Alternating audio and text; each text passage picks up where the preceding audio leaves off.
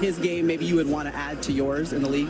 Man, I think Luka. I mean, Luka's amazing and he's incredible. I think the way he can not only score the ball, but also the way he passes. And I think the thing about him is, like, he's not the fastest, he's not the most athletic, but he can get his defender to move where he wants him to go, and he takes up that space, and he does a really good job of either keeping the defender behind him or keeping him to the side. So I think that's something I can certainly learn from. Like, I always kind of want to run away from the defense rather than absorbing the contact and taking up the space that they give me. So I think, obviously, he's pretty incredible. He averages like a 30-point triple-double. So he makes it look pretty easy, but I can promise you it's... That clip right there just revealed something most fans completely missed.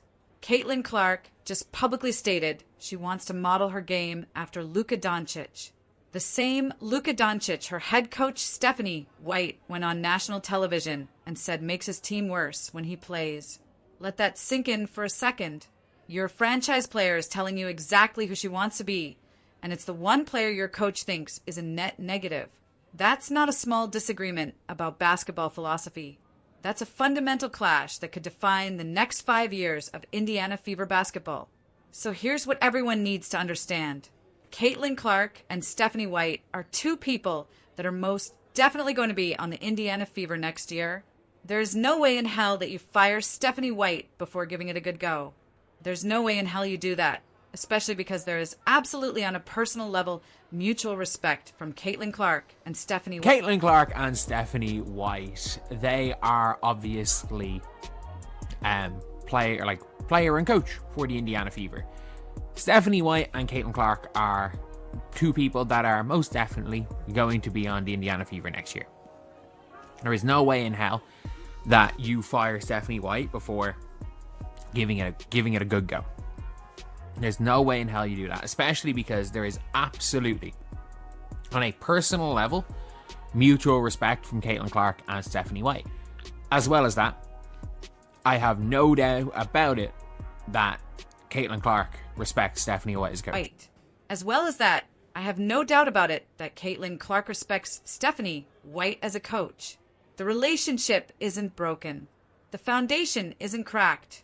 But respect and alignment are two completely different things. Here's the context everyone needs to understand. Stephanie White isn't some rookie coach who doesn't know what she's doing. She's made 3 consecutive WNBA semifinals. She won the Commissioner's Cup in 2020. She's been Coach of the Year. Her credentials are legitimate, and Caitlin absolutely respects that. But respect doesn't mean alignment. Because while White has that resume, she built it with a specific style of basketball. Ball movement, motion offense. Everyone touches it. Everyone's involved. That's her identity as a coach. That's what she believes wins championships. Now watch what Caitlin said about Luka.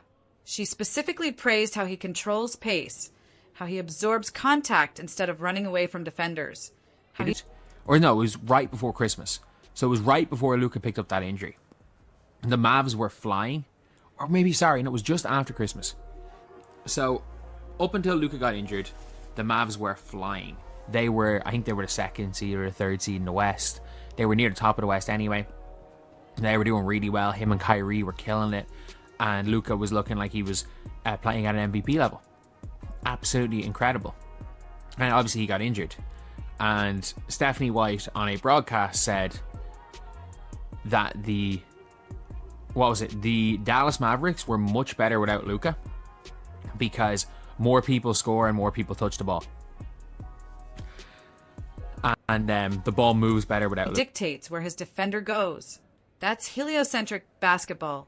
That's one player dominating possessions and making everyone else adjust to their gravity. It's the exact opposite of what Stephanie White believes wins championships. And here's where it gets really interesting. December 2023. That's when this tension actually started, even though nobody connected the dots at the time. The Mavericks were the 2nd seed in the West. Luka was playing at an MVP level, averaging over 30 points, and Dallas looked unstoppable. Then Luka picked up an injury and missed several games. And Stephanie White, working as a broadcast analyst at the time, said on air that Dallas played better without him because the ball moved more and more players got involved in scoring. The basketball community lost their minds over that take. Because yes, technically the Mavericks won some games without Luka, but anyone watching actual basketball understood that was unsustainable. You don't build a championship team by removing your best player and hoping role players maintain that level. Luka came back. She's most similar to, because I do believe that in the full court, she's most similar to a Halliburton. But you can tell that Caitlin Clark likes to dominate the ball. And the way she works best in the half court is not through a motion offense, not through being an off-the-ball player, not being Stephen Curry. Because, by the way, Caitlin Clark is as close... Saying Caitlin Clark is Stephen Curry is like saying Trae Young Stephen Curry. Like, she's nowhere near... I wouldn't say she's anywhere near Trae Young, because, like, she's much... Like, if she's Trae Young, if Trae Young was 6'7", like, that's what she's equivalent of. She is the height of a small forward.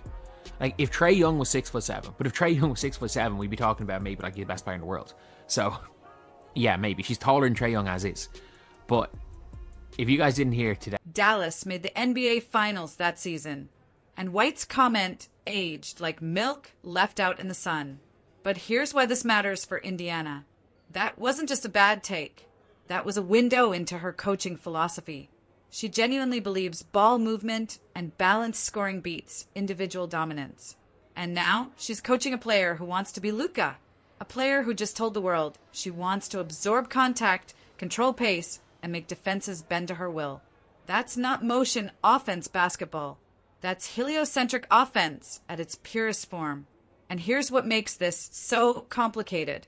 What Caitlin actually needs to improve isn't that hard to identify. She needs to get better finishing with her left hand.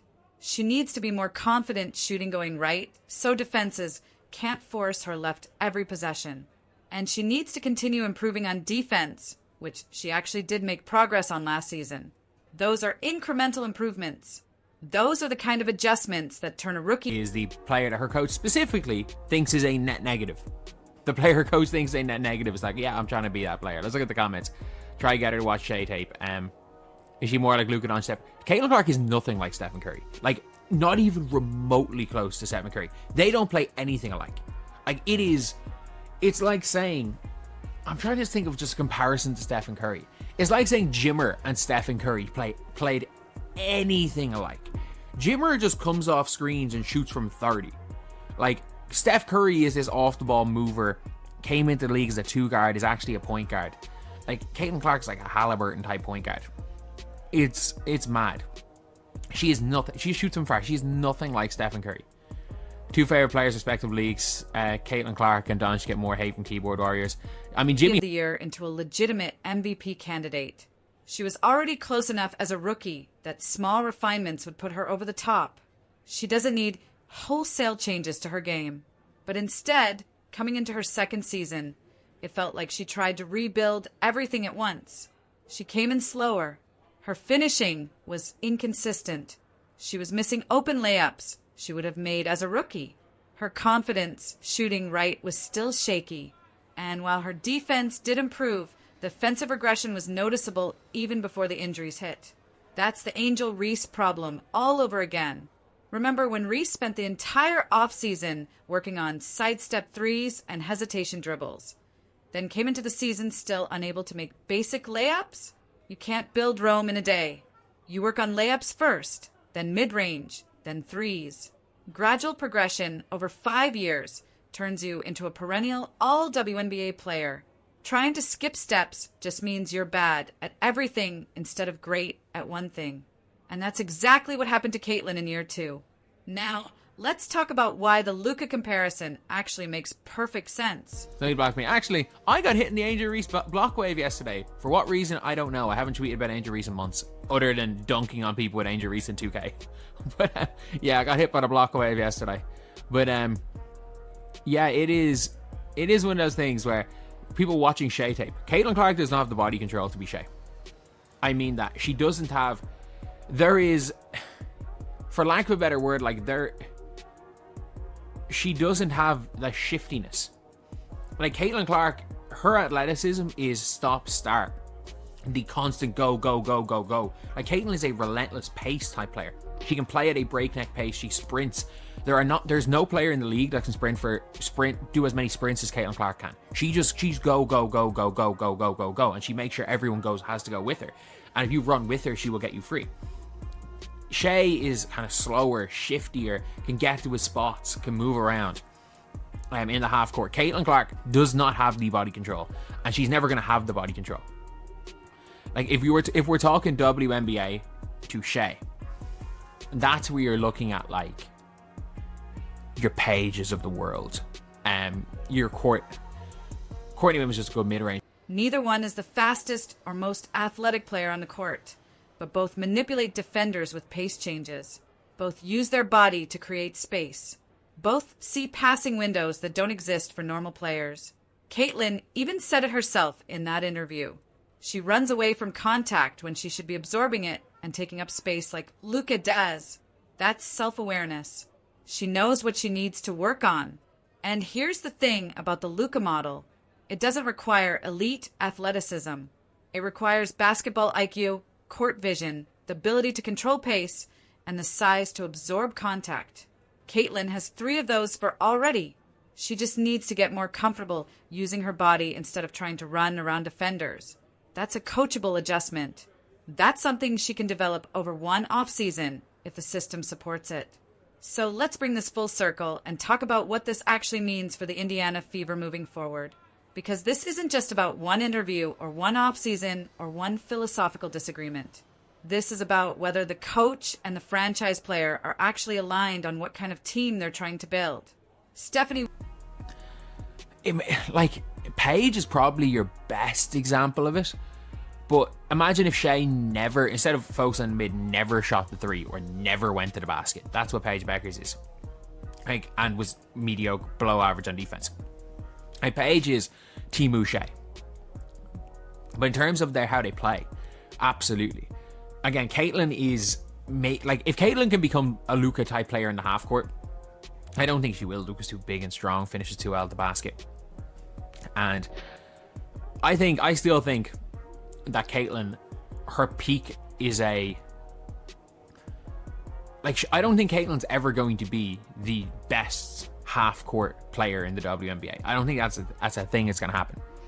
I think Caitlin is looking at these players trying to get better. I think as much as anything, what we saw from Caitlin as a rookie, all she needs to do is be better at going left and taking left-hand layups, be a little bit better at shooting going right so that she's the threat, and get a little bit better on defense. And that player... White is not getting fired. That needs to be stated clearly because there are fans calling for her job, and that's not realistic. She's made 3 straight semifinals.